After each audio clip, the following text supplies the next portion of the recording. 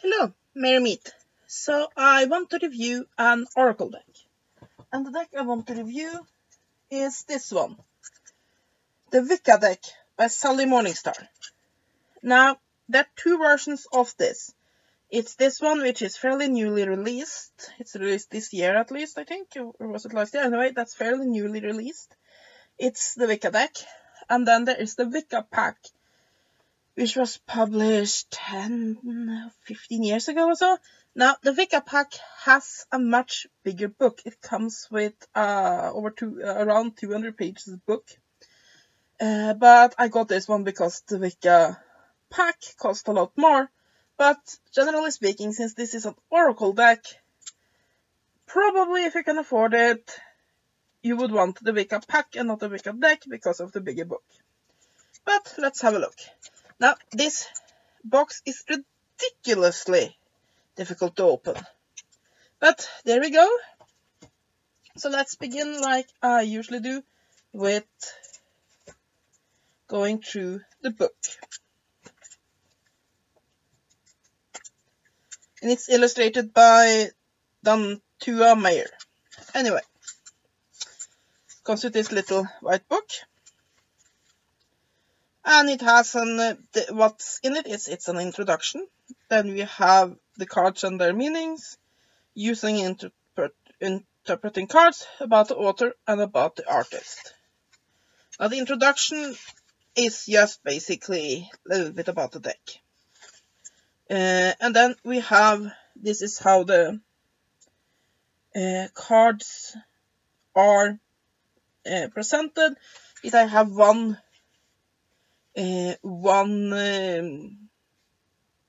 page, and then it just speaks a little bit about what each section, basically what each card is. It has two paragraphs. And yes, and then we go to using the cards, which have some tips and tricks, some layouts, very simple ones here, a little bit more complicated one, some information on how to read for others, another spread,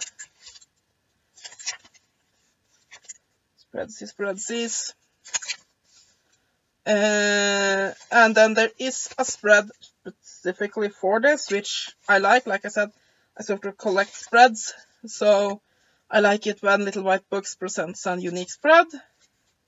The Ascension spread goes over a couple of pages here, and then we have a little blurb about the author and the artist. So, what do I think about this? Well, it does the job. It will give you enough information to use these cards, but do be prepared that since there's so little information here, that it is no way that you can explain all the symbolism in 2 paragraphs, so you have to basically read this a lot with intuition instead of going by the book.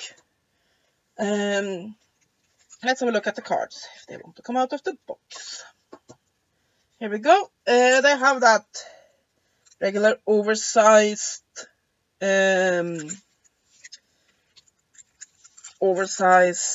oracle card deck, since these are oracle cards and not tarot cards. But they're not so big as some such cards are, so these are a little bit easier to shuffle. As you can see, they all have a pagan, specifically than Wiccan motif, but any Neo Paganism will do. And the images are quite beautiful. Now, this is a good divination deck, but I think it's almost better to use these for altar work, basically putting them up to attract energies the cards represents during ritual, and for meditational work. This would also be great for patchworking. I don't think I'll tend to show you all the cards, but they are, I mean, they're not masterworks, but they're pretty, and they get the symbolism. These are just layered with beautiful pagan symbolism. Now, as for cardstock, this is where the deck fails a bit. It is very flimsy. You have to be pretty careful with these cards not to crease or bend them.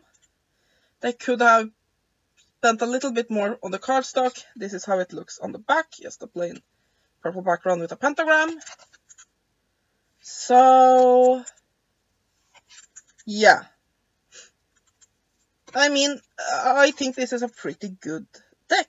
It do catches the concept of paganism, basically Neo Paganism and Wicca. It will be great for both divination and spiritually working with the deck, for getting a connection with these elements and concept and archetypes that are found in this religion. So yeah, I think it's a pretty good deck. Let's see a few more cards here. As you can see, they go through quite a few concepts. So, for example, what I would recommend doing with this, for example, is that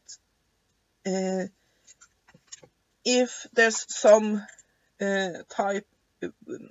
some concept within paganism you want to have a deeper connection with.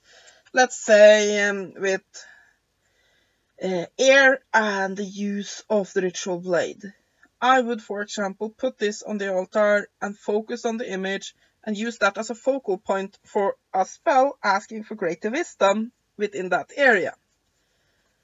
Another thing one can do is, of course, sleep with one of these cards under the pillow, or just sit with it in meditation. I also think that just making a circle of these cards around you while spell working is extremely powerful, because they have so much divine symbolism. Using these cards as altar tiles, or just propping them up against the wall on your altar, just picking a few that are relevant to the working you're doing, or perhaps to the season, I think will also be a good idea.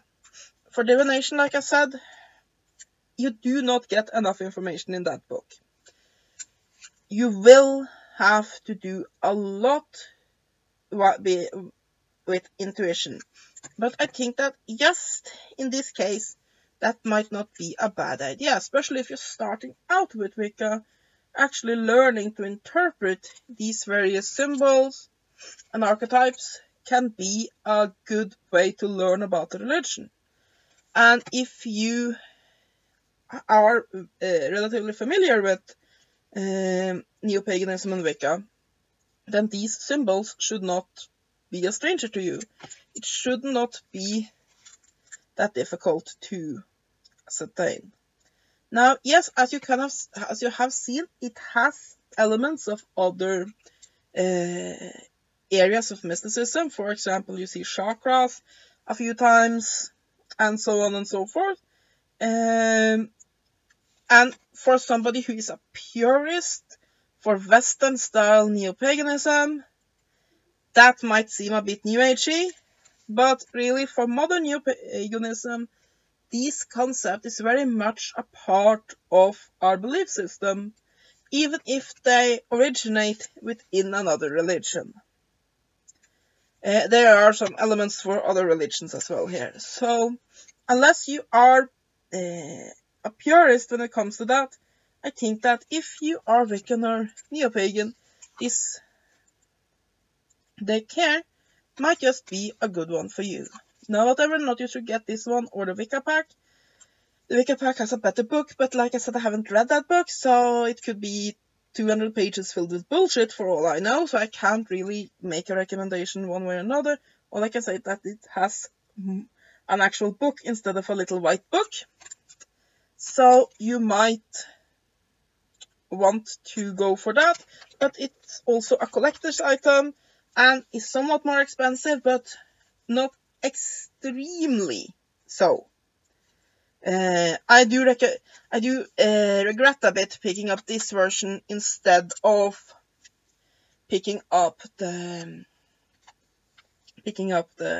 Wicca pack because of the bigger book, but at that point I could only afford this deck, so yeah, I sort of went for immediate gratification instead of waiting a few weeks until I could get the set I wanted more. Stupid me. So yeah, I don't know what more I could say about this. It's a good deck. That's really all I can say. If you are pagan, this is a very good tool for both ritual work, meditation, and divination.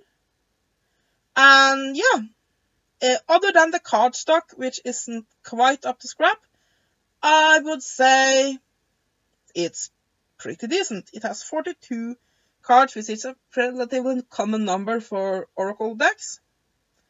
And yeah, it's published by Connections Book Publishing, and like I said, it's made by Sally Morningstar.